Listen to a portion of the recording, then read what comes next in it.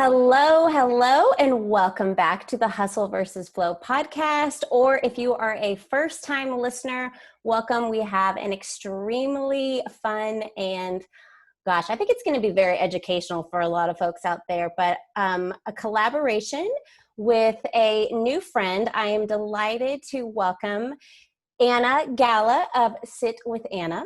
And I'm going to give you a quick bio on Anna first before we get into all of the really super juicy content. Anna helps siStar soulpreneurs align their mindset, energy, and business strategies to attract a tribe that loves, trusts, and buys from them so that they can fulfill their soul's purpose of making a positive impact and live a more abundant, freedom-filled, and joyous life. Yes, please sign me up, Anna. Where do I sign up for more of that? Goodness me.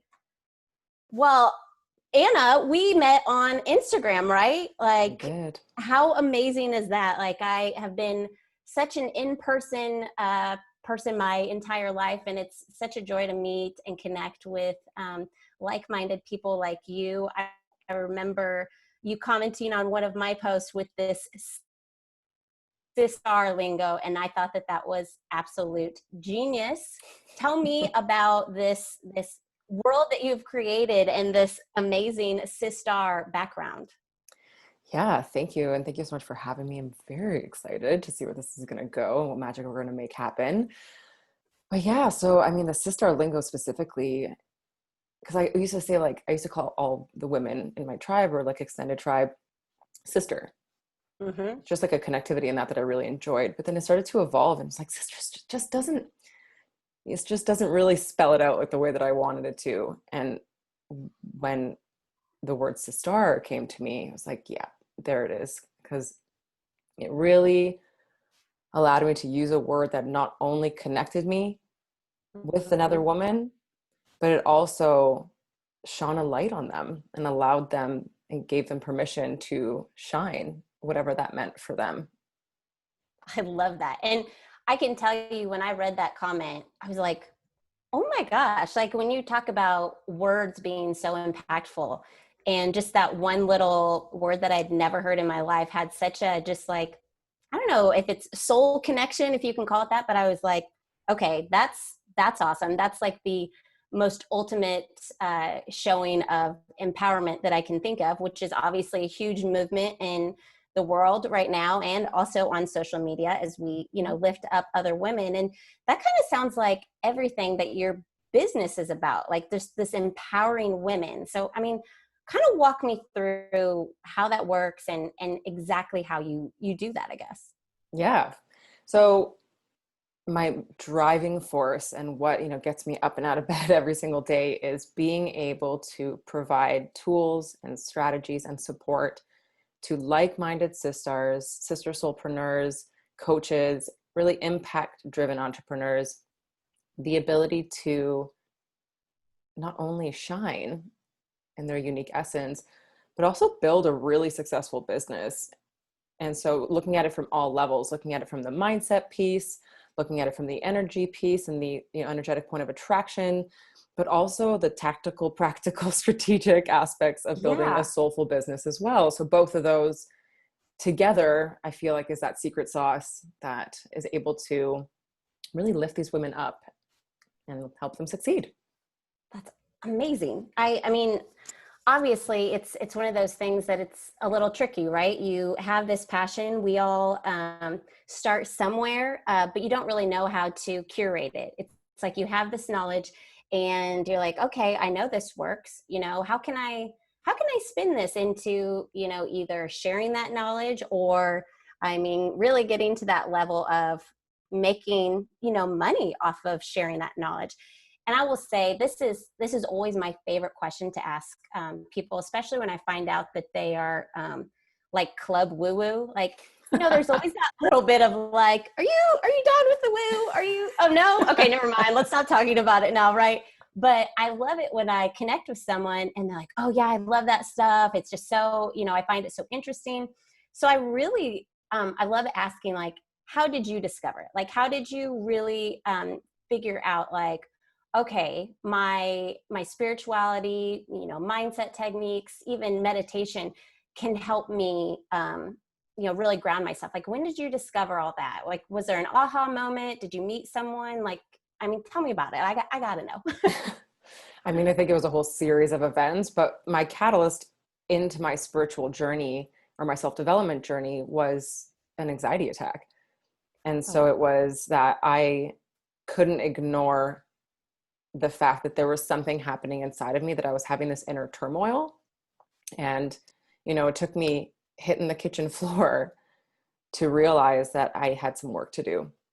And so it mm-hmm. was within that space. And I mean, just becoming obsessed with self-development and the books and the courses and the, all the things, that the ceremonies, that, everything I could possibly do and get my hands on, I did.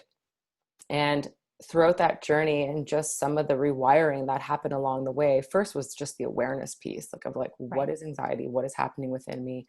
And what is within my own power to do to change it? Because I was not going to be going the pharmaceutical route, and I wanted to do something that was going to really help me in an organic way. And so that was the beginning of my self-development journey. And then as I started to feel better and feel more aligned and see these little, what I thought were coincidences, air Mm-hmm. quotes, coincidences Uh-huh. happening more often. And I was like, there's got to be something to this. Like, this can't just all be happening. Like, okay, so the better I Right. feel, the more that I believe in myself, and the more that I'm doing, these certain self-care pieces, the more what I call magic I was seeing in my life, and synchronicities. And I was like, oh, what a funny meeting this person that guided me to this next thing.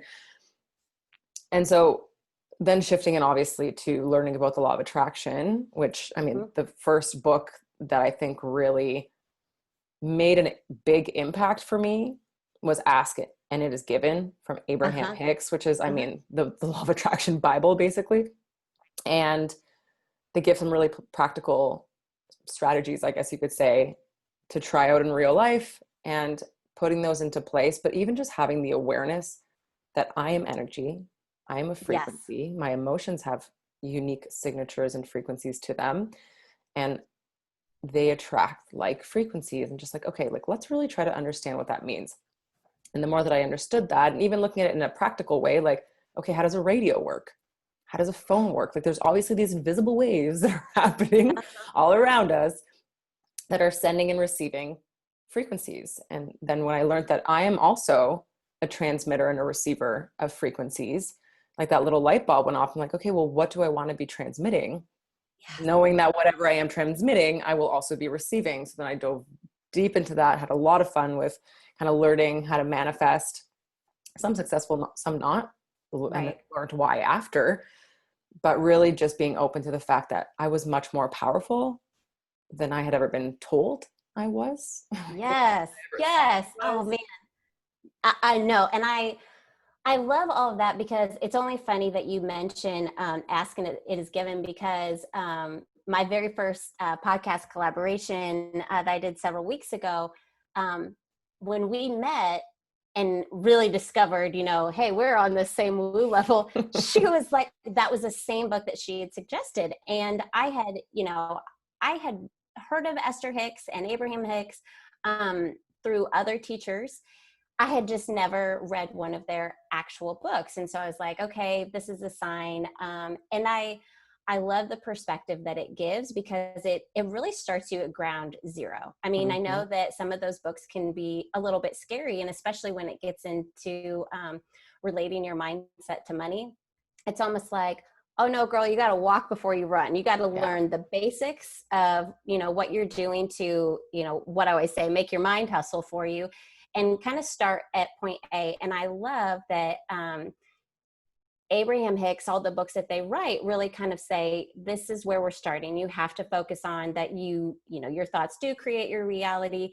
And I do think that it's taken it a step further than the very popular Secret, because in the Secret, you're kind of like, okay, I'm thinking about it. Why is my $10,000 not just, landing in my account? You know what I mean? And I love how you talked about the energy, and I just always find that it's more easily understood the more people you hear it from. Like, everybody is going to resonate, or, the more you hear it, you're like, oh, it's not just them talking about it.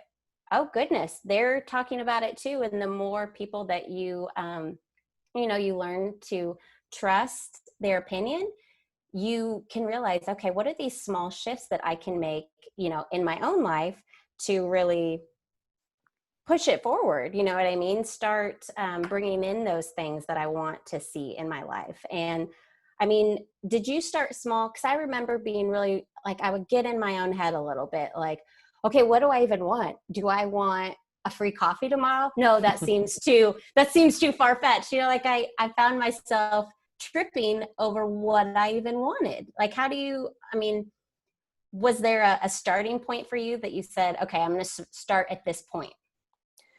Yeah, that's such a good question. Because you're so right that even though The Secret popularized the law of attraction, which I'm glad it did, it was such a small piece of it.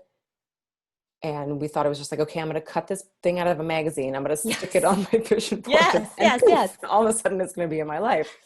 And then we get, people were getting pissed and thinking that it was a fraud because it wasn't happening. It's like, but they didn't actually get shown the steps and the things that we're doing that we should be doing before the manifestation process kind of even begins. So a starting place, to answer your question, a starting place is maybe don't get so specific, because if your level of belief is low and you'll be like, okay, I want $1 million next week. Well, you came into the game with a pretty low level of believability. I love that. And then going to like the most extreme option. But instead, the baby steps to this process is the feelings. Yes. Because instead of identifying to something specific, I'm just going to say, universe, bring me this feeling or better. So I'm going to focus then, if I know that what I feel and what I transmit outwardly is what I attract, then why don't I just focus on the feelings? Because you can take ownership of those. And you can get real specific within yourself and within your environment of how you feel. And so that's why gratitude is a big piece of the puzzle.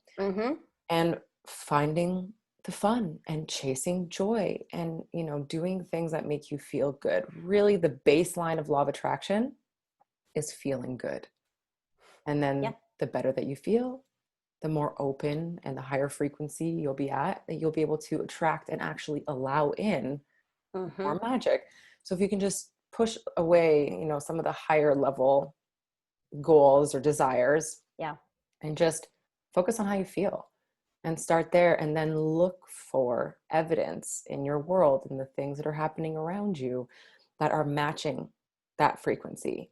So if you've written out a beautiful gratitude log in the morning and you've meditated on it and you're feeling really good, and you've had a little dance party as you were getting ready, you're in like this really fun high frequency zone, and then you leave the house and like somebody signals you to go on the car in front of them, like, just go ahead, and you're like, oh, abundance, great, thank you. You know what I mean? Like, wow, because they could have cut you off. You know what I mean? They could have. Yep.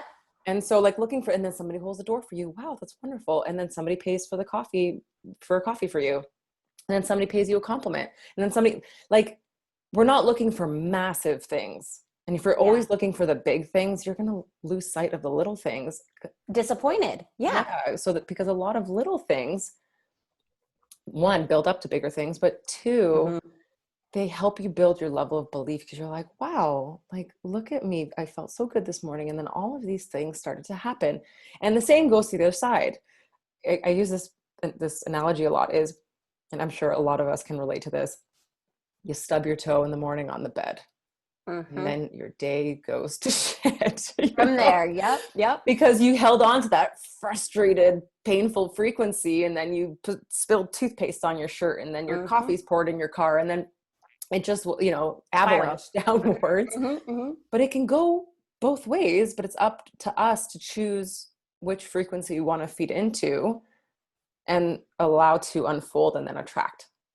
Absolutely. And I wanted to kind of call out, what you said about the gratitude list, because I think certainly no one is a stranger to, oh yeah, when I'm grateful for things, like, it makes me feel good. But I don't think many times people can actually appreciate, like, just how impactful it is, right? Like if you want to bring things into your life, obviously you are recognizing what is already there. Mm-hmm. And when you start focusing on those things, like I love when you said like, hey, somebody let you go ahead of them in like even the grocery line or something. It's like, once you start realizing that those things aren't just coincidences. Like I know you and I believe that there's no coincidences in life. There just aren't. Like everything is just happening for a reason. It's almost like a little test. Like, all right, Anna, what are you going to do when you stub your toe? You going to bitch about it the whole day, or are you going to, turn it around and see it as an opportunity like, oh, okay, I need to maybe reframe my thoughts a little bit and,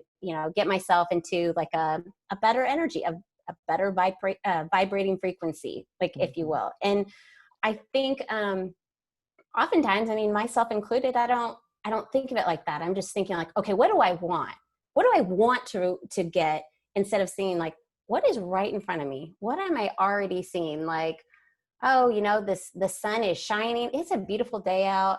You know what? That's a gift. That's a gift. It could be raining, miserable, and I can't go for a run. You know what I mean? And so I love that, obviously you're citing that, look at around you. Like you've already kind of unconsciously manifested a lot, and you got to baby step it, start there.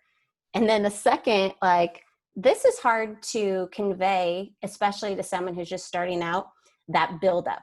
You got to build up your level of believability, because it's all about faith. Like in the beginning, you ask, hey, universe, show me a blue car. And it's all in like, do you trust that you're going to see it? Or are you just like, where is it? You know what I mean? And I love that. Like, you got to match that. Like, of course I can't ask for a, bright red sports car right now, because like I don't really believe that I can get that right now. Like my ego and some story in my head saying, no, you don't really have, what it takes, or you're not making enough money, or that would be irresponsible to even manifest that. And so it's like, I love that you have to match it. Like, yeah, I would love to find a penny on the ground sometime this week. You see it and you're like, oh shit, thanks universe. Like I got it. And I love that. I've never been able to quite convey it, but I love it. It's that level of believability. And it all starts with there, I think. And so you've got this, this level of believability. And how do you start, like, how do you tell your clients, like, how do you start like taking those actions? How does that vibration affect the type of actions that you're going to take to, get to your $130,000 salary, or, you know what I mean? Like walk me through this. Cause I've got you in the hot seat. Now I'm like thinking of all these questions. I was like, how would she convey this? Cause I always struggle, right? Yeah. In order for us to do, think, feel, and act differently, we have to have a level of awareness of how we're doing all those things now. And so you're like, okay, if I want to change this story, I need to understand and be aware of what my current present day tense story is, and how it's, am I holding on to pieces of the past and dragging them with me, or them weighing me down? Or can I just take off the backpack that's carrying them, open the damn thing up, take them out, and be like, oh, okay, so this is my belief around money. Okay, this is my belief around my self-worth. Okay, this is my belief about success. This is my belief, just really starting to unpack it. And then once it's unpacked and we come to the realization that none of those stories and none of those beliefs were ever ours, ever, then we can give ourselves permission to put them down. And as soon as we forgive ourselves for forgetting who we truly were when we came here as infinite, abundant beings, and forgive ourselves for forgetting that, and forgiving the person who maybe gave us that belief or that agreement, then we can put it down and then turn and start to rewrite the story about money, about self-worth, about success, about love, about whatever it is that you're looking to change or shift. But awareness is absolutely always step one. Yeah. And doing some of that, I have a process that I do with my clients called Reveal, Feel, Heal. And it takes you through each stage, because you can't go from one to the other. An example of this, an easy little simple example, is you're having some sort of fear around something and you're like, okay, I am positive. I feel good. I am that, you know, like you turn and you pivot right into positive affirmations that are just like almost bypassing the very important middle part, which is understanding why you're feeling that and where the feelings are coming from. Are these feelings yours or somebody else's that you've taken on? And really understanding that middle ground so that you can, when it's revealed, and it's revealed always through a trigger of some sort in our environment, or seeing something, or somebody saying something, looking at our bank statements, like whatever that trigger is, that it gets revealed to us, and then it goes into the feeling. But you can't bypass the feeling. You have to be like, okay, like I am feeling scared. I'm feeling scared right now. I'm feeling worried. How am I going to pay my bills? You know, I can't make any more money. How am I going to be able to afford? Like all this fear-based feelings come up and you're like, okay, like let's look at this. Where have I picked up the thoughts that money doesn't grow on trees, or that wanting more money is greedy, or that, you know, I'm not capable, or I'm not worthy, or I'm not certified enough to make more money. And just seeing where some of that narrative is coming up from, so you can process it, whether it's in a journal, whether it's with a therapist, a coach, a friend, a loved one, so that you can move that energy, and then you can go into the healed portion, which is you rewriting your story and choosing higher frequency thoughts, words, feelings, and actions. So, I mean, that process will get you from where you are now, maybe in a state of struggle or stuckness, to getting to a place that you can really start to own your power, because you release the parts and pieces of you that you've been carrying that have disempowered you. Well, clearly I'm having my own aha moments as I'm vigorously like writing down notes and everything. But I think that that's so helpful because a lot of us, and especially, you know, during the time of recording this episode, there's a lot of uncertainty in the world, and certainly a lot of stories that we're all writing for ourselves on how, you know, those who have lost their jobs, those who are desperately clinging to their sources of income, and what it means to really invest in ourselves. That's really scary. And I think a lot of people, you know, are having these stories of being responsible pop up. And I love that, you know, you haven't always been doing this. I mean, everyone has a background. We didn't just come out and start preaching about, you know, our soulful views and everything. And I kind of want to talk about, you know, your background a little bit in your corporate world and how you essentially left your 9 to 5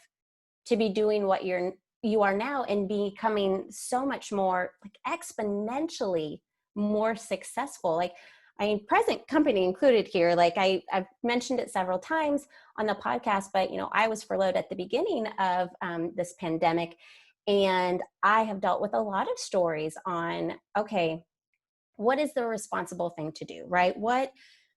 How the hell am I supposed to wrap my head around taking this huge, huge leap of faith into a more soulful business, you know, and really educating and empowering women to do the same? Like, I kind of need to walk my talk, you know what I mean? Like, here I am, like, listening to you talk about what's called rewriting your story. And I realized, like, geez, I got quite a few of those myself about, you know, what it means to be in a very stable corporate career, things with benefits. And like you said, that these stories aren't necessarily mine. I grew up with my family, you know, kind of instilling these very successful siblings, where you think, oh no, going out on my own would just be a death sentence, you know, with the embarrassment, the what if it doesn't work, right? And I just, like, I want, if you can, you know, talk a little bit about your own corporate background and how, you know, you really, how you work through the stories and how you would advise somebody who's kind of in my boat, or maybe they're still in this 9 to 5 and they really want to start to pivot, maybe transition out. Yeah. And it's such a scary decision. And I Yeah. totally get that. So my previous job, I was doing marketing for Tom's Shoes for the Canada office. And I was with him for 7.5 years. So this was obviously within, my self-development journey had already started a few years prior. And I felt like that job was a manifestation in itself. It was definitely a dream job for me at the time. Mm-hmm. They're a give back company. I was all about that. I love the give back aspect. I love being able to travel. I love being able to go all around Ontario here in Canada, to different accounts. And so I was happy, I was fulfilled. And then getting that calling, X amount of years of working with them, getting that calling to do something more, to be of service in a different way. And then, getting my meditation teacher training certification and other courses and other certifications, and starting Sit with Anna, my Mm-hmm. brand. And I moonlit, as we call it. I was moonlighting as a Sit with Anna character. Know everything about moonlighting. Yeah. I was moonlighting as a Sit with Anna character for a few years, like 2.5 years, I would say, ish. And there was just a part of me that knew I would never be able to get 100% out of the Sit with Anna possibility, really, at that time, if I didn't put in 100%. I was always going to yield the same results as I was, investing. It obviously wasn't just an overnight thing. There was, some preparing and planning, especially financially, but it really was just that leap of faith and me having that conversation and me preparing myself. I said this conversation in the mirror many times before I said it to my boss at the time. But just knowing that, like, if I got too comfortable, then I would never leave. And it was people were like, are you crazy? Why would you leave your job? Not only because, like, we're taught to just, like, be in your job, doesn't matter if you like it or not, get your pension and, enjoy the last years of your life. And so not only that narrative, but it was also an awesome company, an awesome job. My boss was amazing. My coworkers were great. Like, everything was great. I got to travel. I went to South Africa and Paraguay to give shoes. I went to LA like 20 times. Like, it was a fantastic job. So that was an additional layer of, like, what am I thinking leaving this job? Like, am I really crazy? Like, people, this is somebody's dream job. And I'm like, I don't know, like, maybe this isn't for me. Am I being selfish? Am I being unrealistic? Am I, all those stories. But when the soul calls, the soul calls. And if we don't answer that call, it's just a recipe for unfulfillment, resentment to your current position, job, or whatever that limitation is that you're putting on yourself. So I made the decision and left. And it's been just over 3 years now. And what has happened and transpired within that 3 years, with me being able to not only fully give myself over to this brand, but also needing to make it work. Yes. And so there's, like, you get real scrappy and resourceful. Yes. When you're cutting your own paychecks, So you just figure it out. I'm like, okay, if I'm just going to go all into this, no contingencies, no backup plan, I gotta just figure it out, get scrappy, and be real resourceful and resilient, because it's not going to all go well. I knew that from the beginning. Like, I was like, it's not going to be all wins, and it wasn't. But with every failure, again, in air quotes, I just learned how to pivot a little bit to then not do it like that again. So, like, pivot, a million pivots later, you find your groove and you find what works for you. Plus, entrepreneurial resilience is so key and so important, because there's not really an excuse. You can't say, like, oh, I don't know how to do that, or I don't know how to figure that out, or I'm not sure. We're in the age of, like, infinite information. Exactly. And then a whole bunch of people that can help you. There's, like, more coaches now than there was ever before. Like, there is somebody there to help you get from where you are to where you want to be. So we can't really make that excuse anymore. So true. So it's just about making the decision as opposed to making the excuse, and finding a way and making it happen. Well, obviously I wrote down a couple of things.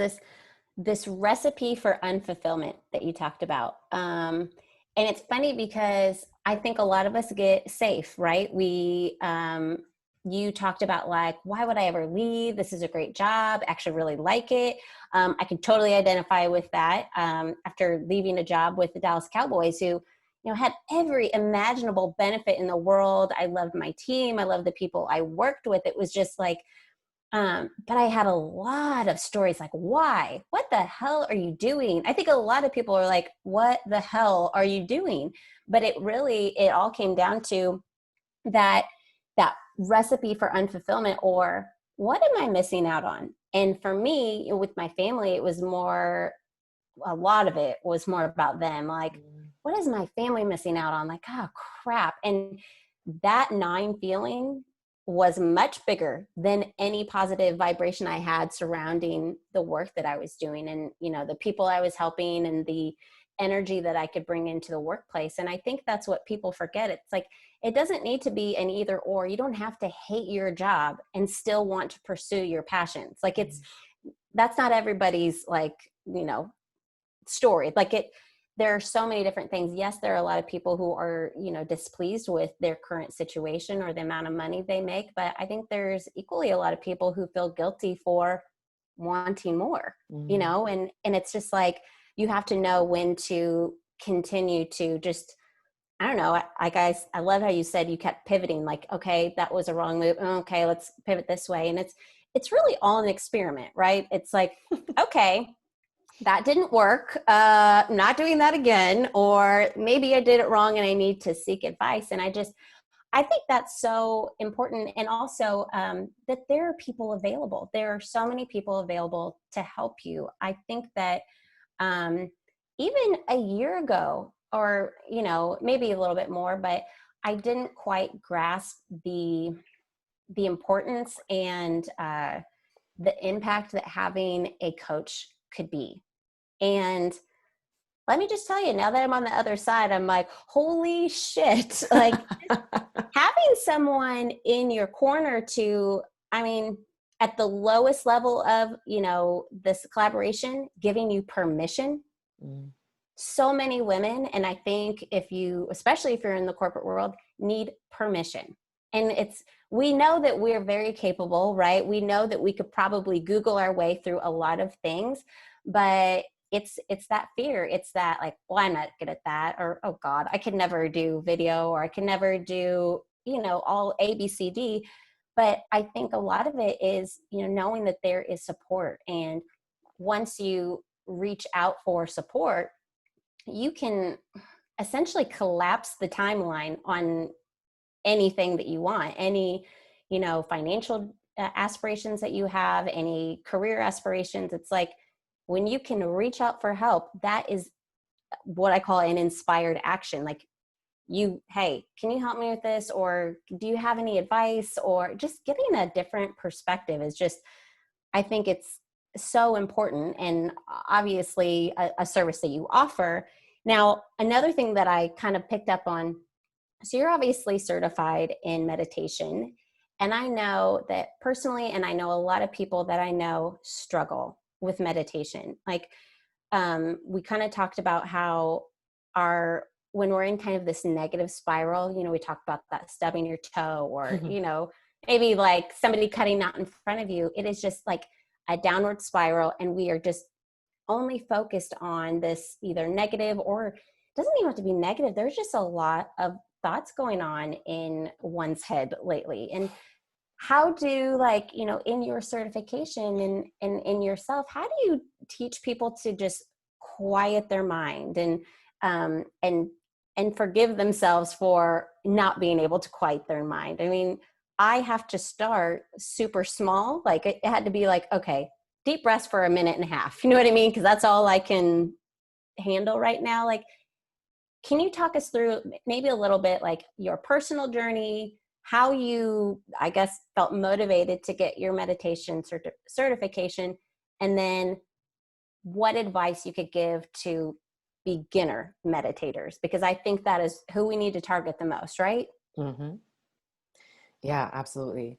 I mean, meditation, it, oh my gosh, I can't even say enough about meditation.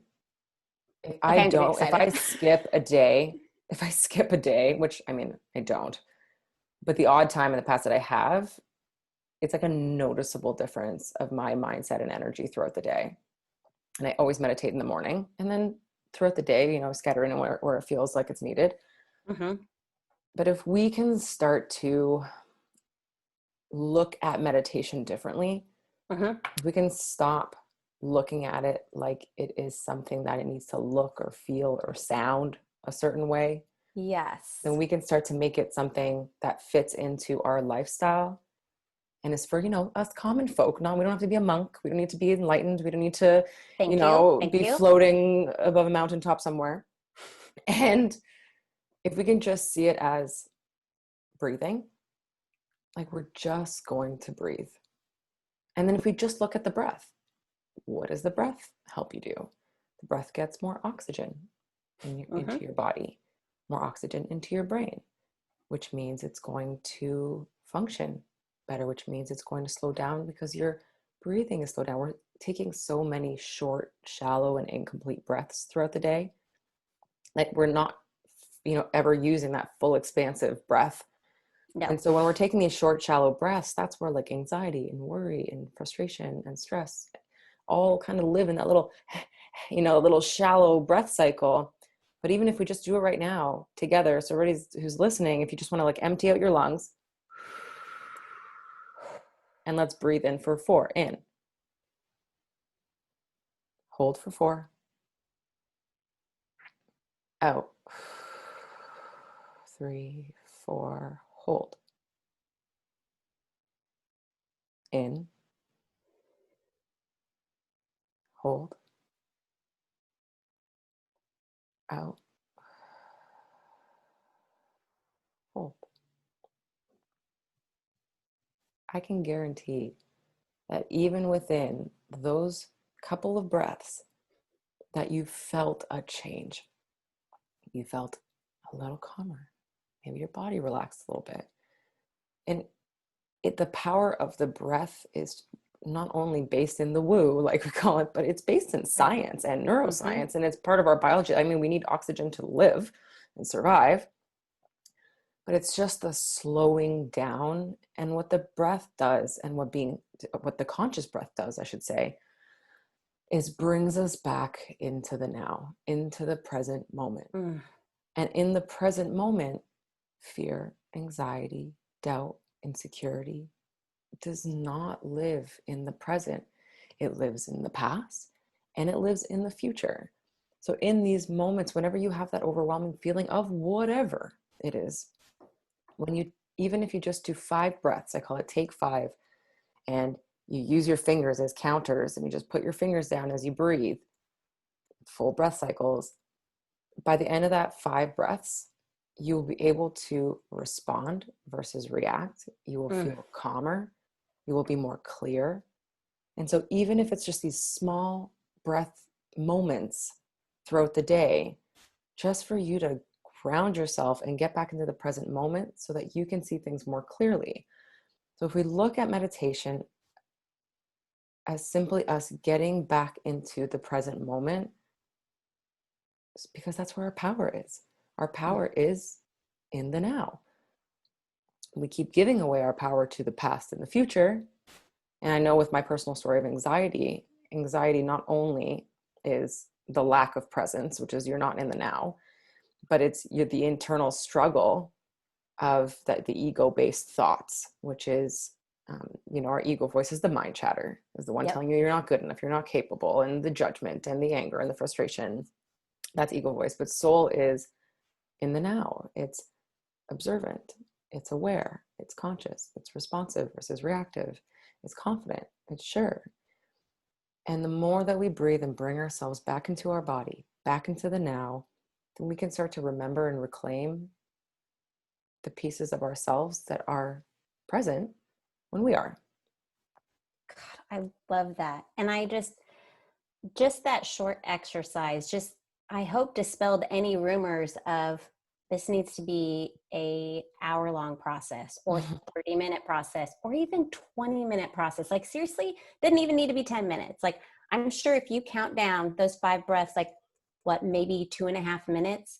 And I always think it's so important to realize like you are consciously making a choice, like 2.5 minutes, or I mean, if you're me, it can get to like 40 minutes of just scroll on Instagram. If you just kind of just like, okay, I need to calm myself down, or I just need to like step out of, what's going on and get back in touch with this present. And I also find that when I can focus on my breath, counting, and like keeping track, it's almost like my mind has a hard time focusing on several more things. And I mean, can you talk a little bit about like, what do you do or what do you think about when ideas just kind of come popping up? Like, are you like, thanks, but not now? Or you just like, because I kind of tend to be like, oh crap, well, I'm supposed to be meditating here. Like, why am I still thinking about crap? I forgot that, I need to pick up my son at this time. I really need to ask his teacher. And I'm like, oh my God, Rachel, you need to give yourself 2.5 minutes of breathing. And like, maybe walk us through, like, what did they teach you? Like, how do you, like that brain chatter, like those ego, like, how do you tell the ego, like, hey, can you just shut the F up for a second? Or thanks, not right now. I'm busy. Got a do not disturb sign in case you didn't see it. Like, how do you quiet that? Like, I'm seriously like not asking for a friend, like sincerely, like what do you say to people who are struggling with that? Yeah, I think the big misconception is when I'm meditating, I need to shut my brain off. That is physiologically impossible. Okay, good. The only way that you're shutting your brain off, and Dan Harris says this best, is if you die. Yeah. Or if you're enlightened, right? Congratulations. Like yeah, right. It's right. So like, we're not like, that's not what we're looking for. Mm-hmm, mm-hmm. What we're looking for is not to control our thoughts, but not having our thoughts control us. Oof. Because listen, we have like 60,000 thoughts a day. It's right. It's happening. It's real every day, all day. And that's on like a calm day. Okay. Right. And so when you do get pulled away by thoughts, so you're sitting there, you're like, oh yeah, I got this meditation thing on lock, and you're sitting there, eyes closed, you're, just Palo Santo burning, crystals around you. But you're sitting in a meditation and you're breathing and you have like that really nice breath. You're like, yeah, this is really nice. Great. But then I got to pick up, bread from the market, or I got to, and then you just get pulled out. That's actually a good thing. And I'll tell you why. Ooh. We can stop being so resistant to having thoughts. Cause I'll tell you, what you resist persists. Uh-huh. The more you tell yourself to stop having thoughts, guess what? I mean, that's you having thoughts. So when you do get pulled out of center, out of presence, and you do get pulled away by thought, the magic happens from the pull away from that place, wherever it got pulled away to going, oh, I'm supposed to be meditating. Okay, here goes. And then you just go and just deepen your breath and come right back in. Do that little cycle of like, I'm here, I'm present, boop, and the little thought goes out, and then you just catch yourself, whether it's right away, or whether it's after a full minute, really doesn't matter. We're obviously working to getting a little bit quicker at it. Right.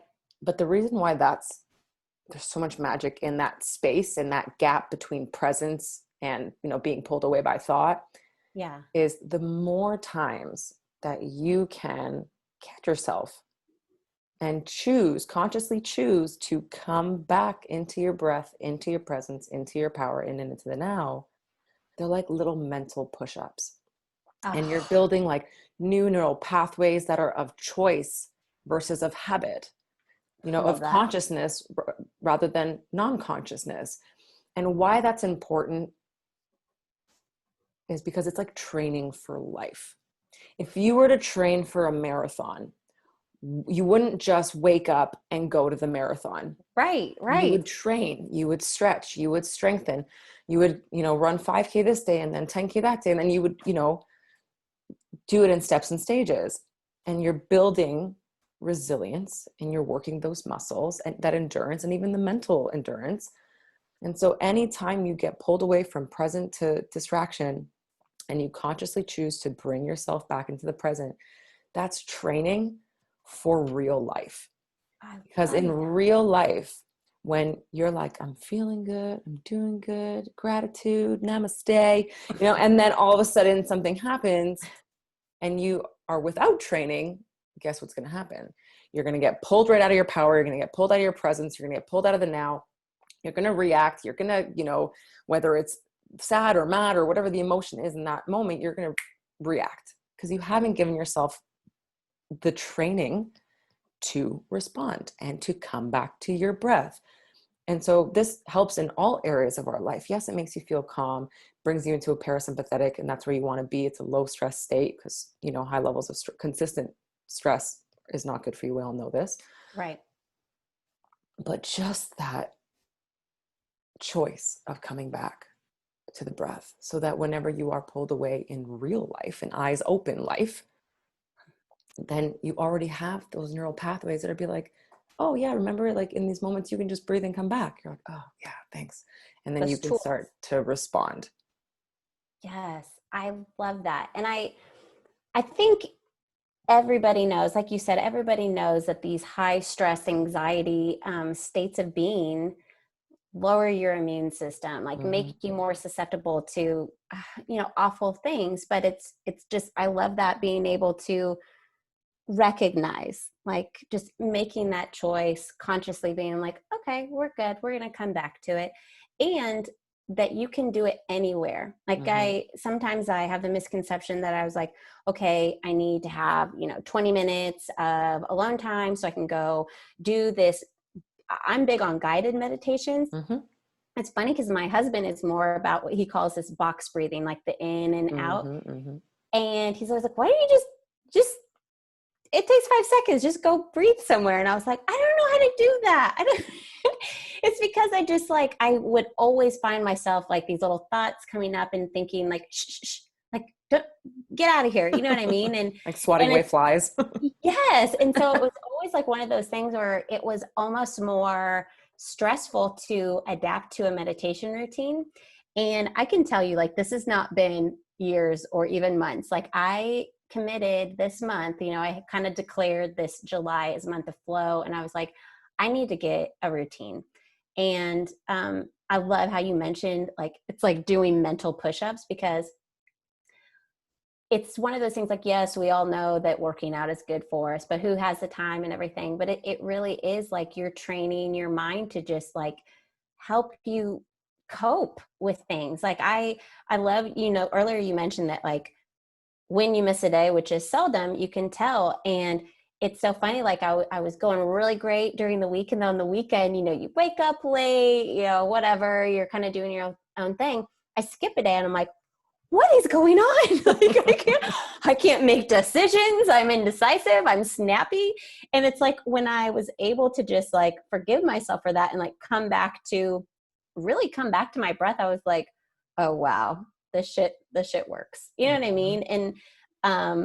And dispelling that rumor, like it does not have to be long, 10 minutes. And now I finally feel like, now that I've heard it from enough people, I've gotten that permission, right? That I can just like just me, my thoughts, my counting, my breathing can count. Like, I know we all love to like check something off our list, but like just you calming your breath, you don't need a guided meditation. You don't have to, like I used to search all over YouTube, right? Like, okay, what am I in the mood for? Like what meditate? Oh, that one's too long. I can't sit for, you know what I mean? And so it's just like, okay, thank you, Anna.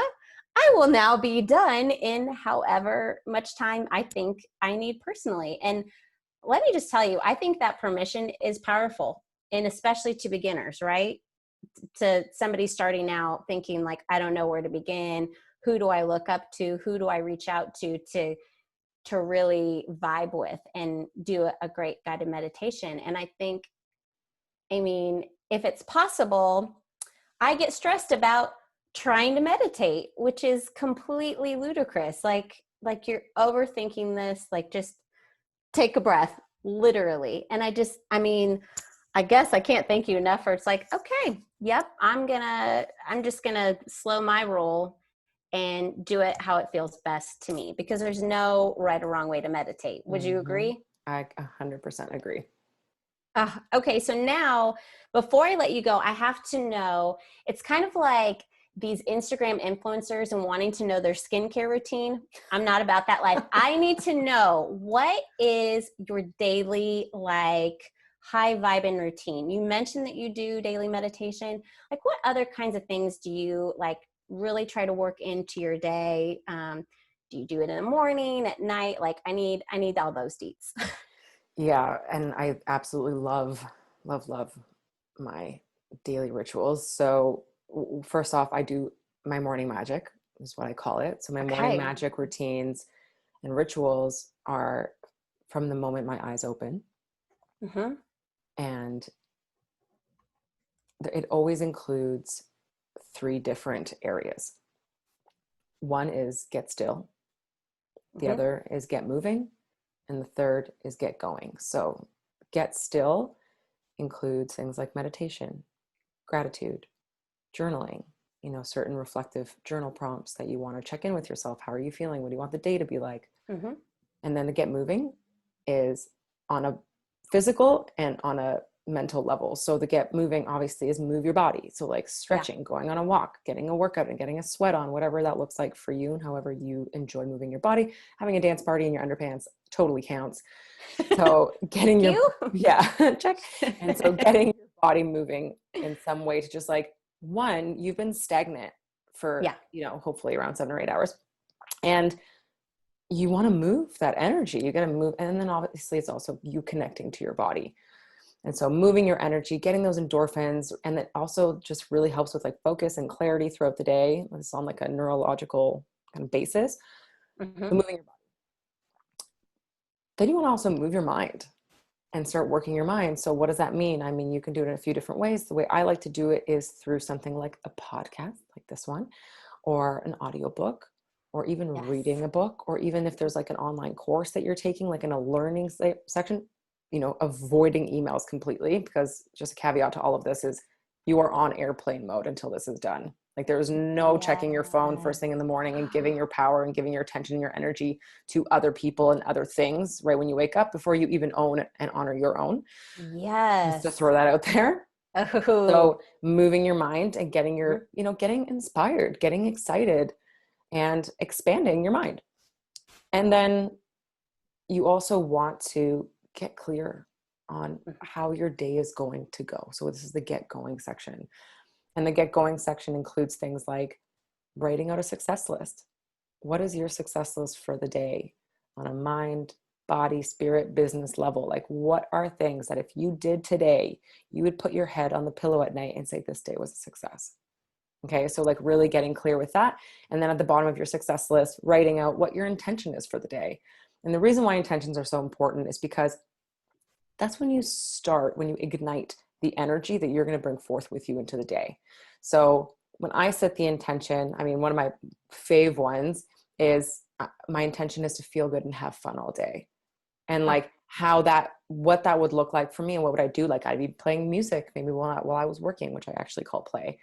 So playing music while I'm playing, or, getting up and going for a walk in the middle of the day, drinking a good amount of water, taking a break, like whatever it would take to make you feel good and make your day feel fun.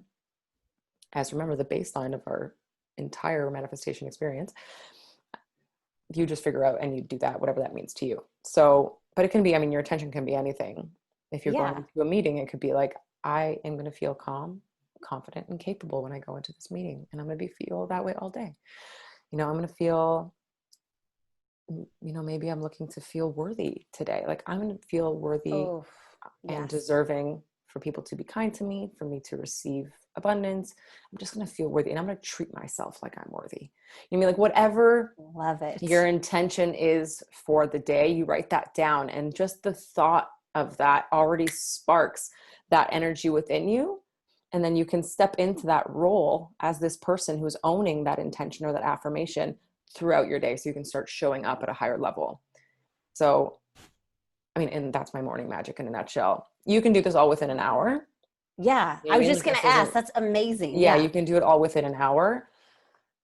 I mean, I've been known to stretch my out for multiple hours because Yeah. let's be It real, feels good. especially if you're doing like an earlier wake up call. Yeah. You know, if you're doing like a 5 a.m., 5:40, 6, you know, I mean, somewhere in there, you've got time, Yeah. you know, and the choice to get up earlier is the choice to gift yourself Yes. more time just for you, away from the phone and the distractions. You know, if the kids are still sleeping, or, you know, the before the workday starts, or whatever it is that's in your experience, you give yourself permission to fill your cup and really get yourself in a strong, grounded, inspired, and excited state so you can take on that day in a more abundant way. Really is the best way to say it. Oh God, I can't even tell you. Like, I just feel freer hearing your, you know what I mean? Like, oh my gosh, because it's so true. And it's not just about meditation. It's kind of all these little steps that you kind of find what works for you personally. You rinse, you repeat. But it's I wake up early myself, and it's so funny when I don't. And I don't meditate, I don't do anything. I either jump right into, you know, getting the kids ready, or I jump right into, like, what's really hard if you're working from home, you jump right into emails and you go into work mode. And it's like all of these things that you miss out on. And you get to like 2 o'clock in the afternoon, you're just like, oh my gosh, like I need to take a breath, but now I feel like I don't have the time. And Mm-hmm. it's so important because, and I know not everybody is addicted to social media like I am, but like, it's so true. Like, what do you do when you first get up? Check to see what time it is. All right, what emails did I get? Okay, who's doing their best on Instagram? It's so like, it's such a hard habit to break, but it doesn't have to be overnight. Like, this isn't something that, like, hey, starting Monday, I want all of you listeners to just start implementing this. Give yourself an hour a day, wake up at 5 a.m. Hey, 4:30 if you think you got a lot of shit to do. You know what I mean? Like, that's not going to help anyone. No. And I love that you can, like, okay, meditate for the 2.5 minutes. Write yourself a gratitude list. Think about how you want your day to go. And I feel like you can work yourself up to that hour. You can work Mm-hmm. yourself up to, and I'm like you, like, once I have the space and I've given my space to be like, okay, I'm allowing myself until, like, you know, whatever, 7 a.m. really, when I know I need to get my butt out the door, or in the shower, like, okay, I can do this. Like, I'm just going to allow myself the space to figure out, you know, set an intention. Right. So I mean, all of that, I think that's an amazing routine. And real quick before we wrap up, because I know this has been such an amazing episode. I have notes everywhere. Anything that I could write on, it has been written on. Tell us, like, Anna, how do people get in contact with you? How do they connect with you? How do they become a client of yours? Because I know that there are a lot of people who are like, sign me up. I want to be empowered to either leave my 9 to 5, or start my passion project, or just really like learn more about how to get connected and how to look inward. Because as I've said before, like, everybody thinks that it's all goal centric. Like, oh, you got to be reaching for what can get you more money, what can get you that status. But really, we have been taught that, like, that's the focus. As soon as we focus inward, right, all that stuff just comes. It just flows at us because, you know, you're ready for it. So tell us a little bit about, like, you know, how we get in contact with you, and I don't know, all your socials. Let's put all the deets, and we'll put these in the show notes too. But I love to hear people, like, talk about all the opportunities that are available to people. Yeah, and I'd love for everybody to come hang out with me. So on Instagram and online on my website is Sit with Anna. So at Sit with Anna, or sitwithanna.com, 2 N's in Anna. And Good. yeah, and I mean that's where I'm at, those 2 places. And I love Instagram, and I love putting out a lot of content that not only, I mean, if you're not a soulpreneur, or you haven't started yet, or, you know, you're not really too sure, come hang out still, because there's lots of stuff on mindset, and there's lots of stuff on energy and manifestation and self-care and self-love and like all the things. Because like you said, Rachel, we're taught so much to look at the external as a point and possibility of fulfillment. But when we can find the magic and find the abundance and find the fulfillment in our present day body, life, timeline, situation, then not only do we feel better now, and I really think that's the ultimate goal, is just feeling good where you are, but then, you know, just as a byproduct, you attract more things to make you feel full and abundant and Yes. magical. I love that. Oh my goodness. Well, Anna, thank you so much for joining us today. I think there are a shit ton of takeaways from this episode. I would love, if you have questions, obviously reach out to myself or Anna. Go check out her beautiful Instagram feed. As she mentioned, it's one of those things where you don't have to be a soulpreneur. You will start to scroll through her feed and you will immediately be inspired and really kind of trigger the things that bring the most joy in your life. So thank you, Anna, again, for sharing all of your knowledge and your vibe. I'm sure everybody is just feeling so empowered right now. So thank you again. Oh, thank you so much. I love talking about this stuff, and I really appreciate you and what you're doing. Oh, awesome. All right. Thanks, guys. Tune in next week for another episode of the Hustle versus Flow podcast, where we talk about all things mindset and how you can make your mind hustle for you. Bye, guys.